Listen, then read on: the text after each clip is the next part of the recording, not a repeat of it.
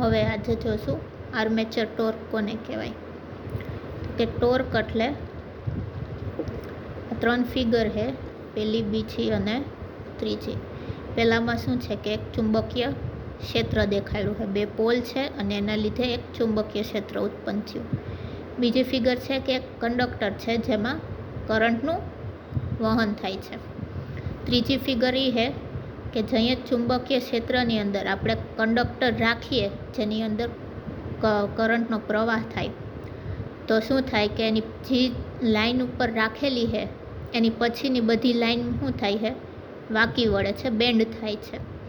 હવે બેન્ડ થઈ એટલે એ શું કરે, એને આવી રીતે સીધું થવાની ટ્રાય કરશે, એટલે એના લીધે શું થાય, ટેન્શન આમાં ઉત્પન્ન થાય. એ ટેન્શનને આપણે ટોર્ક કીધું. તો ટોર્ક એટલે કે જે બેન્ડ થયેલી લાઈન હોય એ સીધી થવાની ટ્રાય કરે, એના લીધે એક ટેન્શન ઉત્પન્ન થાય છે ચુંબકીય ક્ષેત્રમાં.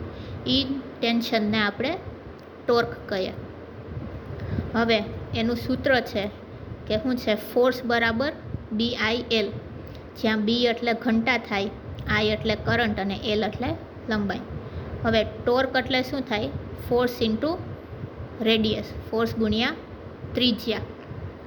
હવે એક કંડક્ટર આવી રીતે આટો પૂરો કરવા માટે એને કેટલો એરિયા જોઈએ, તો કે 2πr જેટલો, અને કેટલા ટાઈમમાં પૂરો થાય, તો કે 60/n સેકન્ડ.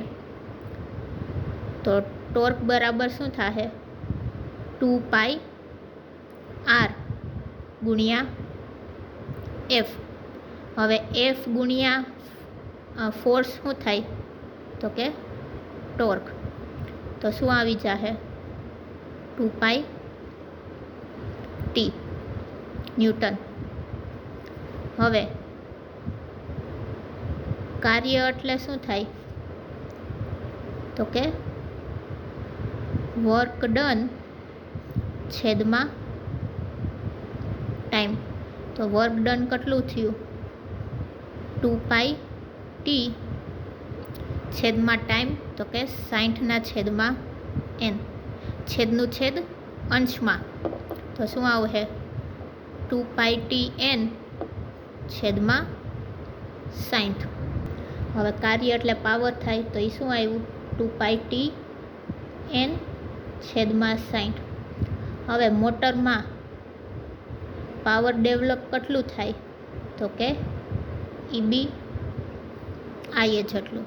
તો આની જગ્યાએ આપણે શું લખી શકીએ, EBIA બરાબર 2πtn છેદમાં 60. હવે EBની વેલ્યુ આપણે ખબર, EB બરાબર તો કે 5ZNP છેદમાં 60A. તો EBની વેલ્યુ આપણે અહીંયા મૂકી શકીએ, તો શું આવે, 5ZNP છેદમાં 60A ગુણ્યા IA બરાબર 2πtn છેદમાં 60. હવે આ 60 ઉડી ગયા, ઇક્વલ ટુમાં છે બરાબરમાં, એટલે આ n અને આ n વધી ગયું, ઉડી ગયું. હવે આપણે કોનું સૂત્ર જોઈએ, તો કે ટોર્કનું. આને એમને રહેવા દો, 5ZP છેદમાં A. હવે આ 2π નીચે વયું જશે, આ અને આ જે I છે એ અહીંયા. તો ટોર્કનું સૂત્ર શું થયું, 1/2π 5ZP છેદમાં A ગુણ્યા IA. આ થયું આર્મેચર ટોર્કનું સૂત્ર. હવે બીજો ક્વેશ્ચન કે DC મોટરનું પાવર સ્ટેજ ડાયાગ્રામ. તો શું છે, પહેલાં આપણે ઇલેક્ટ્રિક પાવર ઇનપુટ આપ્યું મોટરને, પાવર આપ્યું મોટરને, એટલે એના લીધે શું થયું, કોપર લોસ થયા. કોપર લોસ પછી શું થયું, મેકેનિકલ પાવર ડેવલપ થયું. ક્યાં, તો કે આર્મેચરમાં. આર્મેચરમાં મેકેનિકલ પાવર ડેવલપ કેટલું થયું, EBIA જેટલું. હવે એ મેકેનિકલ પાવર ડેવલપ થયું, એના લીધે રોટેશનલ લોસ થયા. આર્મેચર ફર્યું એટલે એના લીધે કયા થયા? તો કે આયરન અને મેકેનિકલ લોસ. અને પછી આપણે આઉટપુટ મળ્યું, શું મળ્યું? તો કે ટી ઓમેગા. ઇનપુટ શું આપ્યું? વીઆઈ. મેકેનિકલ પાવર કેટલું ડેવલપ થયું? તો કે ઈબી આઈએ જેટલું. અને આઉટપુટમાં આપણે કેટલું મળ્યું? T omega. તો હવે ઇલેક્ટ્રિકલની એફિશિયન્સી જોતી હોય તો શું મળે? પીએમડી એટલે મેકેનિકલ પાવર ડેવલપ છેદમાં ઇનપુટ. તો એ શું આવે? તો કે ઈબીઆઈએ છેદમાં વી આઈ. એવી જ રીતે મેકેનિકલની એફિશિયન્સી જોતી હોય તો કે આઉટપુટ, મેકેનિકલ આઉટપુટ છેદમાં મેકેનિકલ પાવર કેટલું ડેવલપ થયું. તો એ શું આવે? મેકેનિકલ આઉટપુટ આપણે શું મળ્યું? T omega. અને કેટલું ડેવલપ થયું? તો કે ઈબી આઈએ જેટલું.